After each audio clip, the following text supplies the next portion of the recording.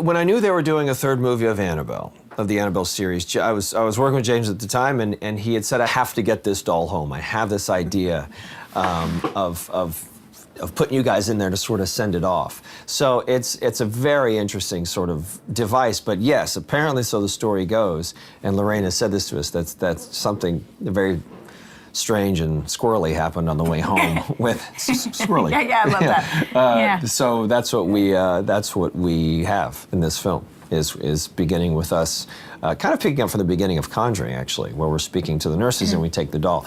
Now you see us take the doll and what happens on the way home.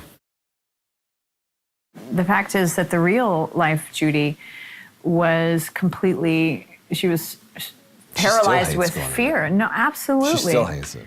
You know, she was terrorized knowing that these items were below her. And I think, you know, I always, from a parental standpoint, imagine Ed and Lorraine, what the challenge it was for them to raise a child to get comfortable with that fear. Right. Can you imagine?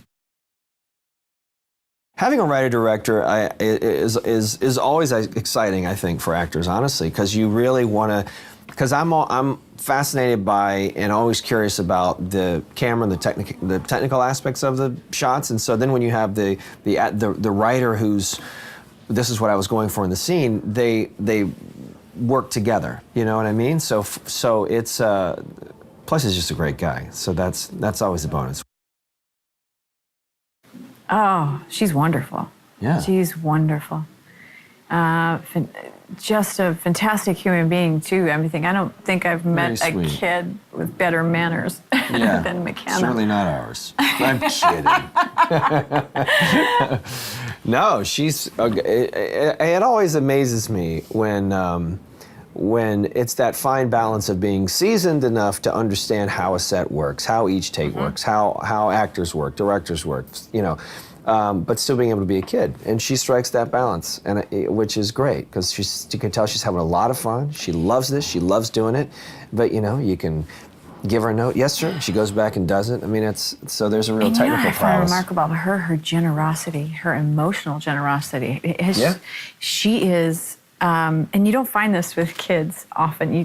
Often you have to teach a child to give a compliment. Do you notice that about her? Yeah. How effusive she is with everyone, and how grateful she is. Oh, she hasn't? No.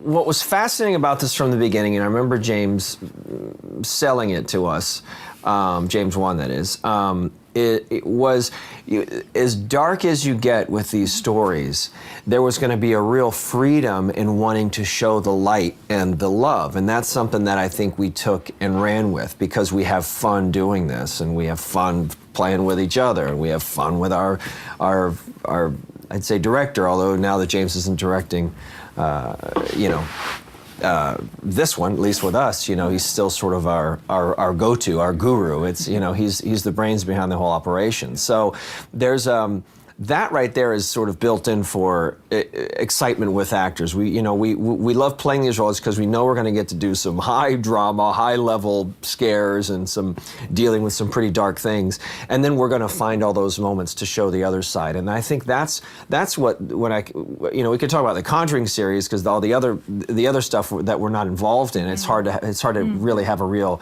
good conversation about that. But certainly for the Conjuring films, when we're talking about those, that it's been really fun for us to bring out the humor and the love, and we need that, and I think that's what starts to set this apart from other certainly from other franchises. It's nice to sort of revisit this, you know, because now I can go back to the first Conjuring and sort of, you know, try to get back into it that way. But I like going back and watching all of the old sort of cable access shows that you can kind of dig around online. And that's been, what's been interesting is to see where the because of the success of the films and because of the amount of fun that we have together, watching how the writers that come on board now, when they're writing for you in these characters, whereas the first script is sort of written and you kind of go, oh, let me find my way in, and now it's this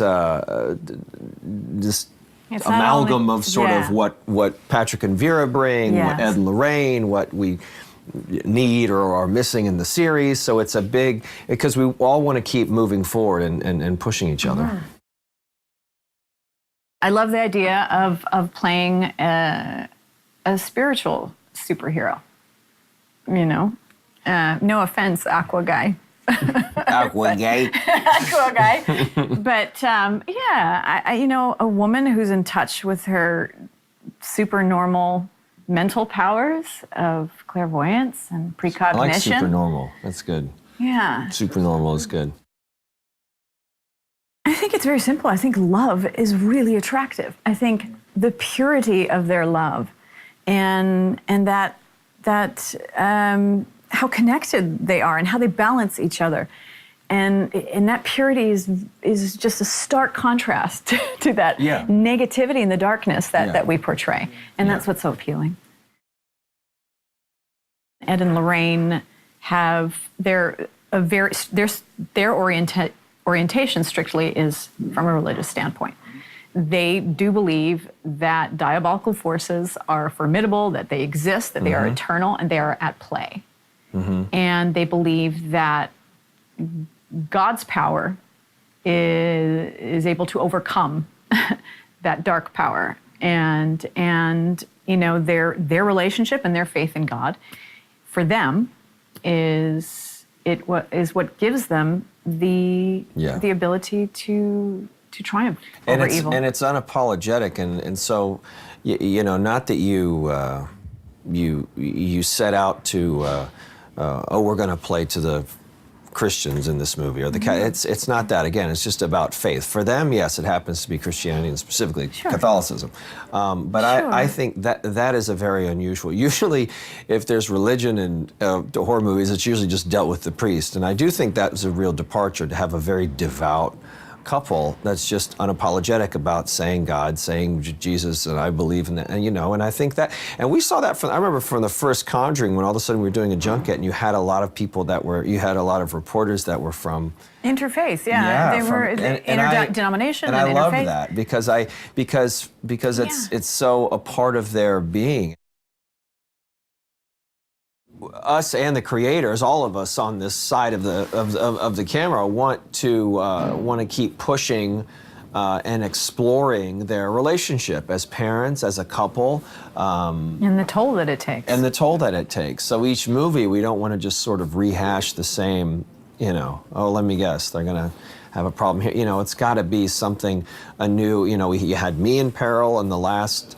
In Conjuring 2, and you know, or her vision of that, and how that weighed on her, and you know, I mean, we're trying to explore different sides of them. So, I think as long as you keep that creative focus, then you're okay, right? I don't think anybody wants to rehash anything that we've done.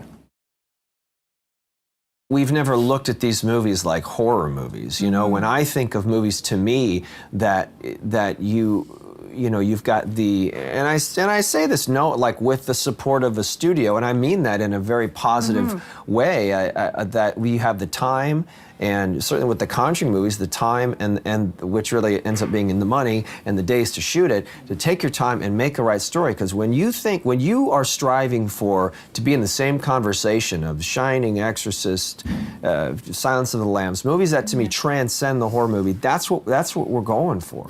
So. When that's what you do, then it ain't about some quick scare or a gimmick. Yeah, I think so. I think if I always think of this not as a genre story, but as a love story, then I think it will always hit home. They should expect these to be the best, scariest, most rewarding films, and we should give it to them. And